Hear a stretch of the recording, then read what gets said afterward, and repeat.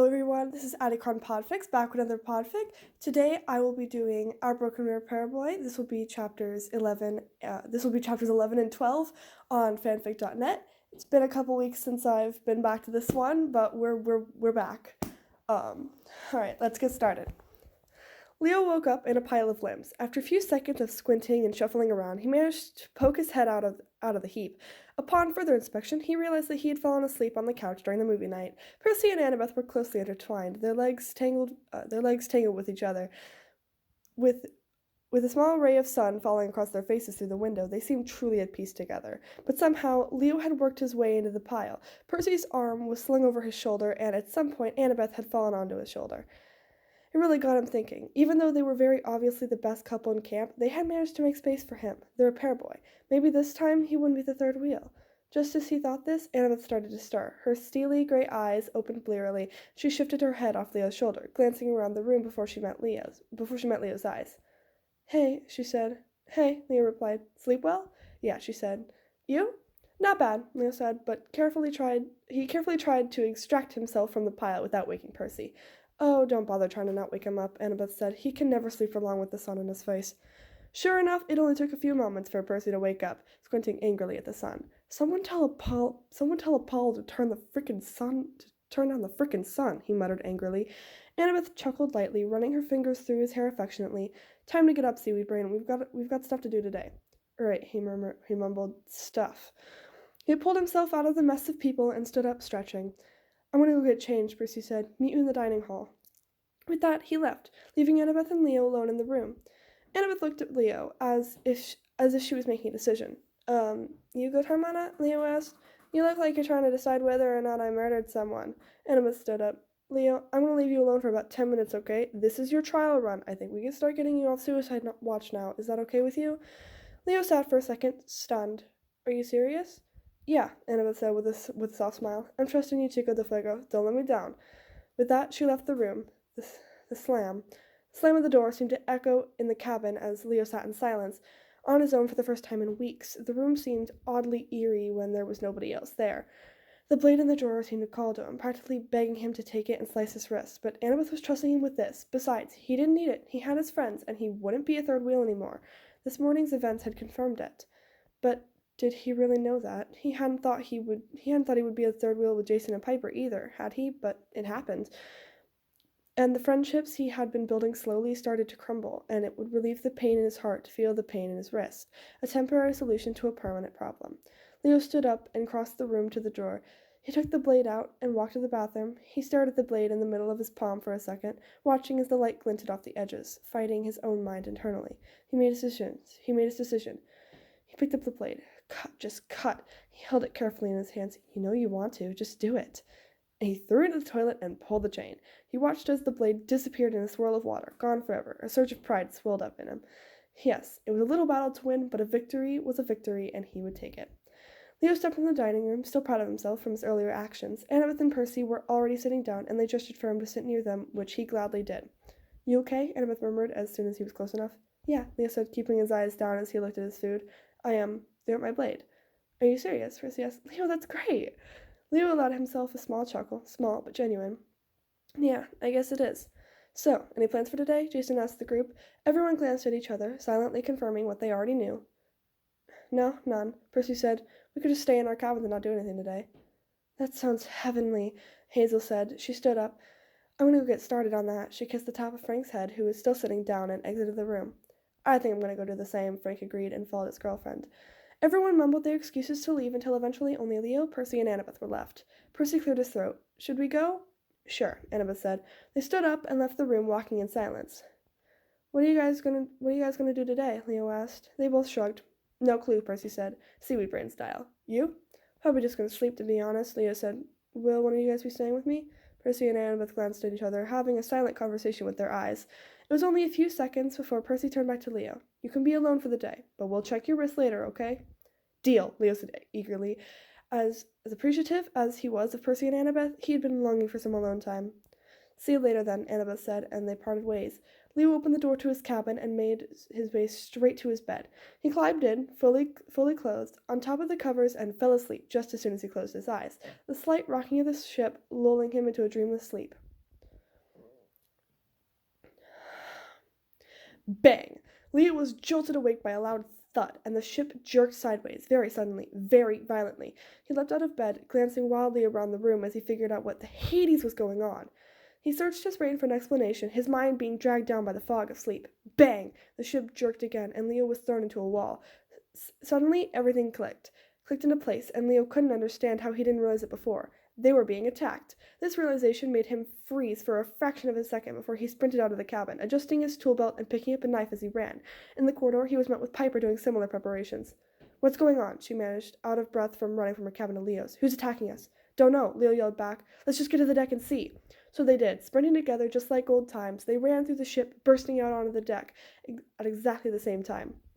Once on deck, Leo could see that they were some of the last ones. Frank and Hazel still hadn't arrived, but Percy and Annabeth were on the deck, preparing weapons, and, in Annabeth's case, glancing over the edge of the ship and quickly flipping through a small, worn-out notebook. Leo opened his mouth to speak, but Piper beat him to it. "What's going on?" she asked, sounding breathless. "We don't know," Percy said. "What?" "Annabeth, you explain." Annabeth sighed and held up the notebook. "This is a notebook filled with every monster we know of. It's enchanted by the Hecate kids to open to the correct page whenever a monster is described. But that's where the issue arises." She stood up and threw the notebook down, instead opting to tie her hair out of her face and grab her dagger. "We can't exactly see these things. We can see the damage, so we know they're there, but we can't describe them for the book." "Can't you just say invisible flying things that don't know when to take a breath and stop attacking my freaking ship?" Leo yelled. Percy laughed shortly before stopping. "You okay?" he asked carefully, making it seem casual for Piper. "Yeah, I'm fine," Leo said, hoping it conveyed the fact that no, he had not harmed himself, that he had been okay on his own. Piper looked between them a bit weirdly, but Percy nodded in satisfaction and turned back to Riptide. Just then, Frank and Hazel burst in. "Sorry we're late," Hazel panted. "Got held up." "Which you should probably know about," Frank cut in. "There's creepy shadow figures in the dining hall." Everyone froze and looked at him. It only took them a split second to silently reach a decision and sprint towards the dining hall. "Where's Jason?" Piper yelled. "He flew over the side to see if he could identify the monsters," Annabeth called back. "Don't worry, Pipes. I'm sure he'll be back soon." As if on cue, Jason ran in from another corridor, almost crashing into Leo. "Oh, sorry," he said quickly. "What's going on? Why aren't you on the deck?" "Creepy shadow monsters in the dining room," Leo filled him in quickly.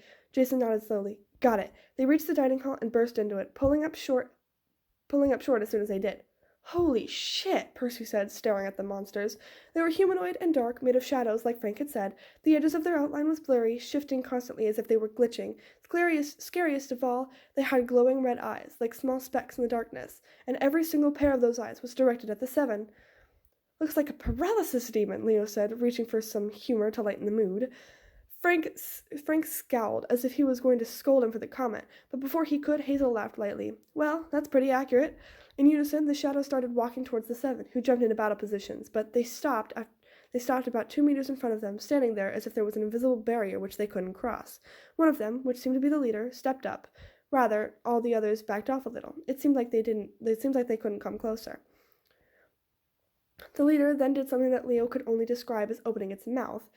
If he was being honest, it was more like a swirling void just appeared in the middle of its face, but he decided against saying that to the scary red-eyed shadow monsters who were right in front of them. And then it spoke. "We have seen your hearts, your thoughts, your minds, and they would do better with us," he hissed. His voice was slow and deep, as if he was a snake hissing his words. It was also distorted somewhat, words repeating and overlapping in places, like a peculiar echo. Leo was tempted to say, "Okay, Voldemort much?" but he refrained, again, electing against annoying what had now been nicknamed in his brain as the shadow human snake things.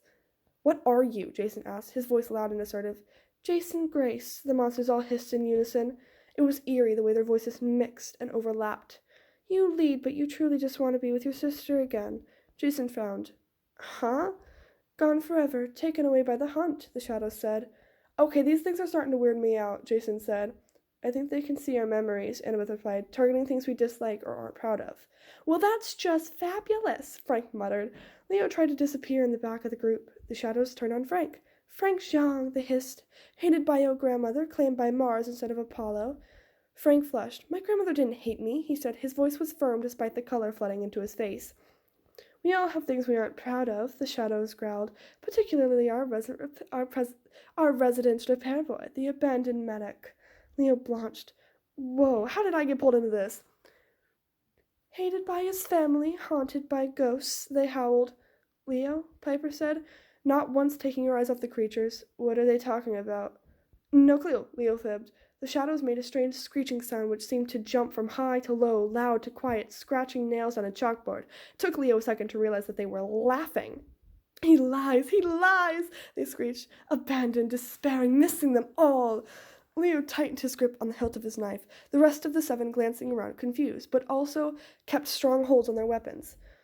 One shadow stepped forwards, and when it spoke, its voice was quieter than the rest. It would have been almost human if it wasn't for the fact that it still had that strange, grating quality to it. He speaks lies, it almost giggled.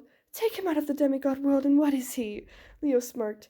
It was as if they were asking for him to sass them. Player, genius, arsonist, badass, supersized McShizzle, a runaway with a lot of ghosts, it howled. Did he say arsonist? Leo heard Frank murmur, but he ignored it. He could deal with that after the shadow things were gone. Oh, he doesn't want to admit it to his little friends, the shadows shrieked. Behind it, the other shadows did their odd laughter thing, causing everyone on deck to cringe. A trip down memory lane is in order for our mechanic, I think. The leader's shadow thing almost whispered, the quietest thing it had said since the creatures had appeared. Before Leo could process fully what it had just said, the shadows all converged on him. He heard cries of alarm from the 7 around him, and sent fireballs to defend himself from the darkness swamping him. But it was futile. They surrounded him in a protective circle. He caught a glimpse of Piper through the monsters. She was wildly gesturing to him, trying to catch his attention. She yelled over the sound of the screeching, and it took a few seconds for him to hear what she was saying. Stay, Will, help! He was just trying to decipher what she was saying when, out of the corner of his eyes, he saw the shadows shifting. He snapped his head around to focus on them and realized that they were forming faces. Very familiar faces. In fact, right in front of him was someone he hadn't seen in years. Leo's throat went dry. Mama? Mijo, she said, but it wasn't her. Well, it was, but it wasn't right. Her voice was cold, unforgiving, nothing like the warm tone he remembered. Mama, You killed me, she interrupted. What? No, You killed me, she screeched. Mamaste aseno diablo. You killed me. Murderer. Devil. Leo flinched. Mama, lo siento. I'm sorry, he sobbed. You killed me, and them, all of them, she said. Leo opened his mouth to protest, but stopped when he noticed another shadow coming forwards. Connor? Leo, his foster brother, greeted harshly. How does it feel living life knowing that you're the reason I died? Leo recoiled. Con, I swear I didn't kill you. I tried to save you. You didn't try hard enough, he yelled, voice echoing in the darkness surrounding Leo. He caught glimpses of the 7 running around the circle, trying to find ways to help Leo. Por favor, Con, I tried. If you tried, you could have saved us. All of us, a new voice said. Leo's mouth went dry. His heart started pounding even faster than it already was. His eyes fixed on the new figure in front of him. Lexi? Hello, mi amor, Alexis said, only she wasn't saying it in her normal loving manner. It was cold, cruel, mocking. This wasn't Lexi, but as much as his mind screamed at him, his heart still yearning for the girl in front of him. Missing me? Oh, but I forgot. You don't miss those you kill. It felt like a blow to the gut, confirmation of all the things he had thought of himself, on his own with the blade pressed to his wrist. Lexi, Estrella, por favor, I tried to save you. I did my best, I swear, he sobbed. You didn't, she said. Her voice was calm, and yet it felt like it hurt more than it would have had she screamed. You never tried to save me. You never loved me enough. You and more, she spat the word like poison, are the reason I died.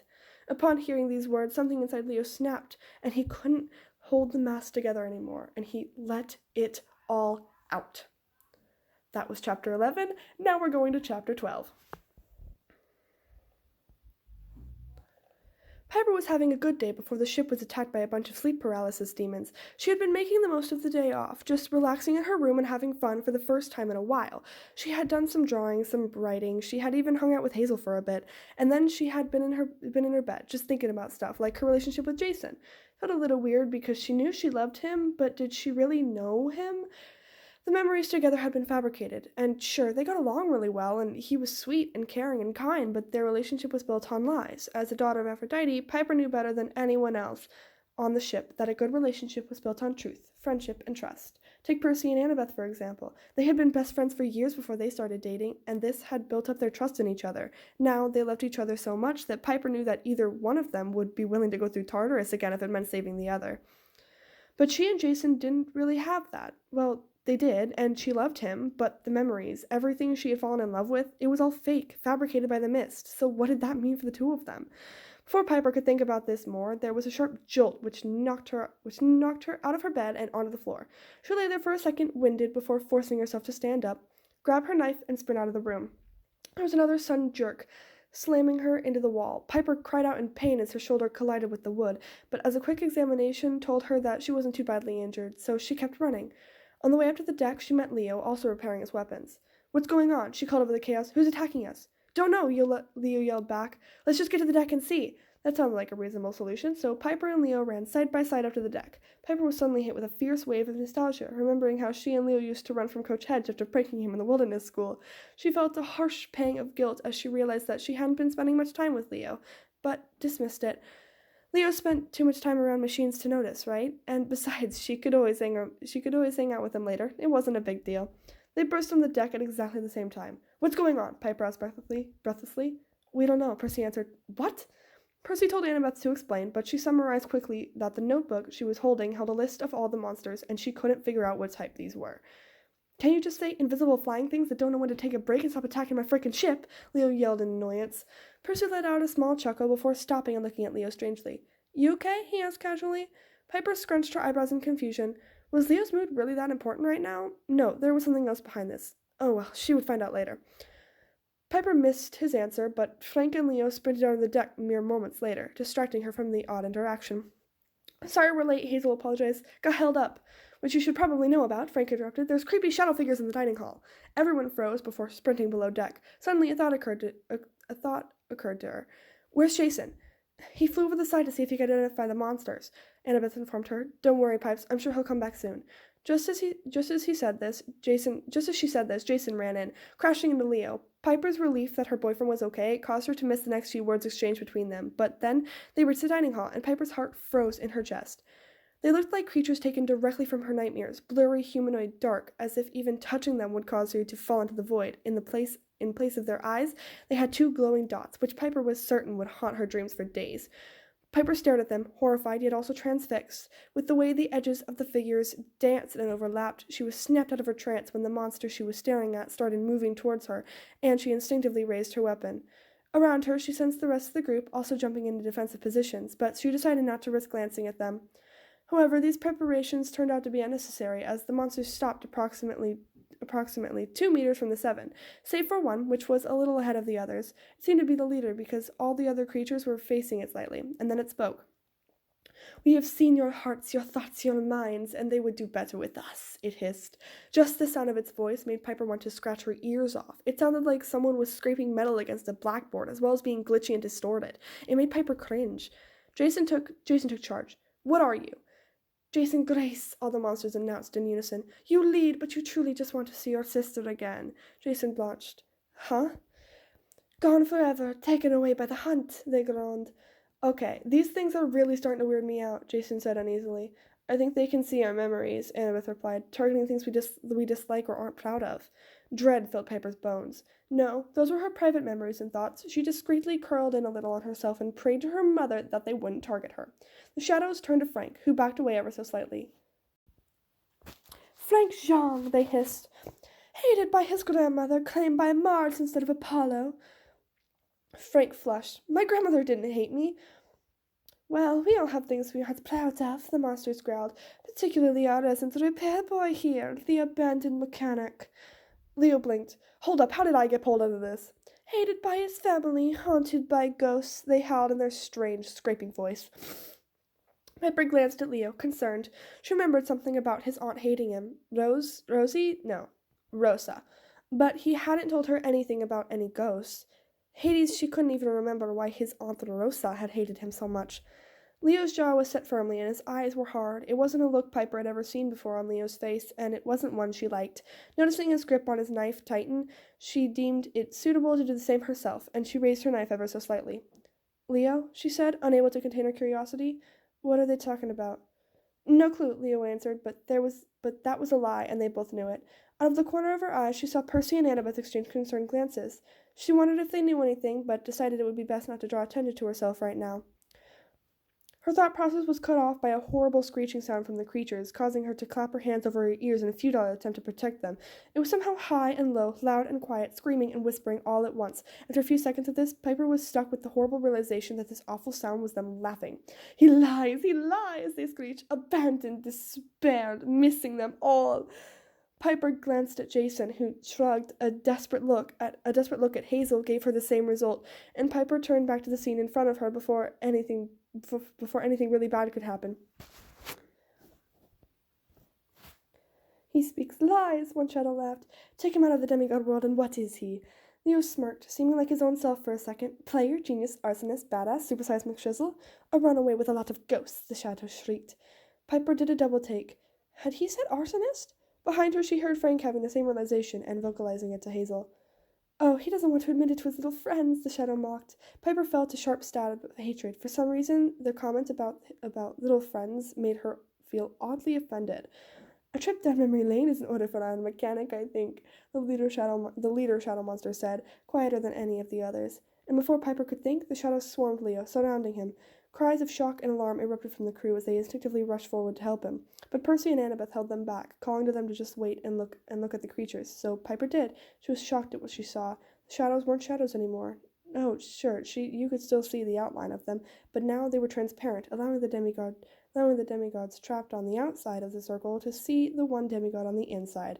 However, the way he glanced around desperately, indicating that he couldn't see them, that was going to be a problem. But Piper could figure out a way around it. She was sure of that much. Leo, she screamed as loud as she could, pouring Charmspeak into her words. Stay where you are. We'll help you. Just as she was praying that he had heard her, Leo's head snapped around, not facing her, no, facing another woman in the circle, a woman who could only be one person, Esperanza Valdez, Leo's mother. There was no doubt about it in Piper's mind. They had the same curly hair, the same elfish ears, the same impish features, but she didn't look kind and comforting like Leo described her. No, she looked cruel, but it wasn't her. She had the same blurry outline as the shadows, and she clearly wasn't human. This was one of the shadows, shape-shifting into Leo's loved ones. Esperanza screamed something, and Leo flinched violently. Piper strained her ears, and she was shocked by what she heard. You killed me. The same thing, over and over, mixed with Leo's pleas to just listen to him. Another boy appeared, of about 11 years. Leo switched from Spanish to English, and Piper could finally understand what he was saying. I swear I didn't kill you. I tried to save you. Piper's breath caught in her throat, haunted by ghosts. So that was what the shadows had meant. But then another figure formed, and Leo seemed to freeze. She was very pretty, about 14 or 15 years old. She had long, wavy hair which reached her waist, and smooth, tan skin with a single star-shaped freckle just by the corner of her left eye. But her eyes stood out the most. They were stunning blue, like the midnight sky. They didn't match the rest of her face, and yet they pulled it all together.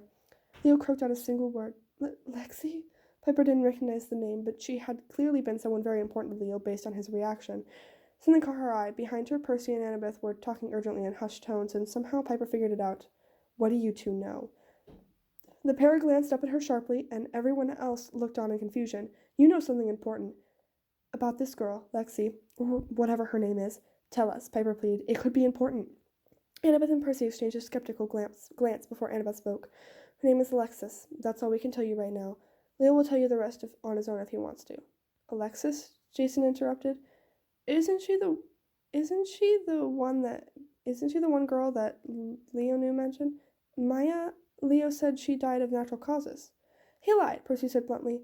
But we're not saying any more. He'll tell you if he wants to.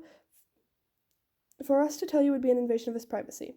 Piper groaned in frustration, but accepted that there was no way they would tell her. She turned back to Leo just in time to hear the last sentence Alexis said. You and more are the reason I died. Those few words seemed to hit Leo like a brick. His expression reflected pure agony, and Piper was suddenly filled with a horrible foreboding. Her instincts were proved right when Leo released a heart-wrenching sob and collapsed to his knees. He knelt on the floor, for just a second hyperventilating before something inside him seemed to just break. He let out the most agonized, broken scream Piper had ever heard in her life. Then the world around her turned to flame. But she wasn't in agony like she had expected. For a brief moment, she wondered how death by fire could be so painless. Before the wonderful truth hit her, she was still alive, but she was still surrounded by fire. It formed a wall in front of her. It only took a second to realize that it was a literal wall. When she stretched out a hand to touch it, her fingers brushed against a cool surface rather than burning heat. She glanced around through the fire and saw that the others were in similar states of wonder. Even in his heartbreak, Leo had managed to retain enough sense to protect his friends, and that made Piper's heart melt.